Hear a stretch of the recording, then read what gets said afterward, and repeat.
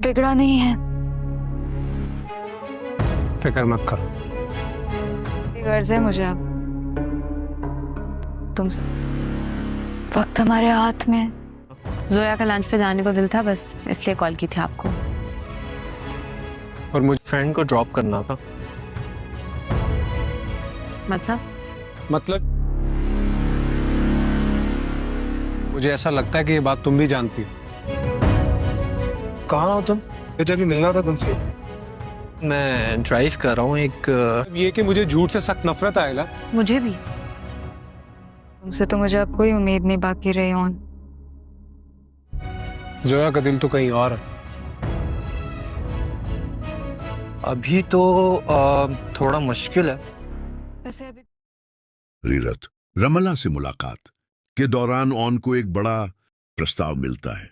रमला उससे कहती है कि उसे अब पैसों की सख्त जरूरत है, इसलिए वह अपनी फैक्ट्री बेचना चाहती है। हालांकि वह यह भी कहती है कि अगर ऑन न चाहे तो वह यह फैक्ट्री बिना किसी कीमत के भी उसके नाम कर सकती है। लेकिन ऑन उसकी यह शर्त मानने से साफ इनकार कर देता है, क्योंकि वह किसी एहसान या छिपे हुए मकसद के साथ कोई सौदा नहीं करना चाहता। रेस्टोरेंट से बाहर निकलते ही ऑन की नजर अचानक फहर और जोया पर पड़ती है। दोनों को एक साथ देखकर वह पूरी तरह हैरान रह जाता है।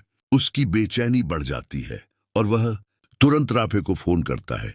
राफे उसे बताता है कि वह अपने एक दोस्त को ड्रॉप करने जा रहा है, लेकिन ऑन अपनी आंखों से देख चुका होता है कि राफे के साथ जोया मौजूद है।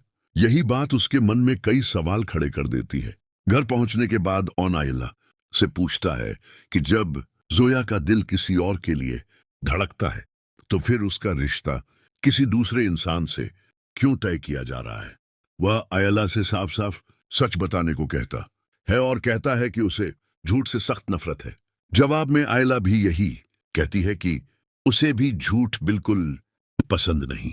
दरअसल आयला अब तक यही समझ रही होती है कि उस दिन ऑन ने उससे झूठ बोला था और ऑफिस का बहाना बनाकर रमला से मिलने चला गया था।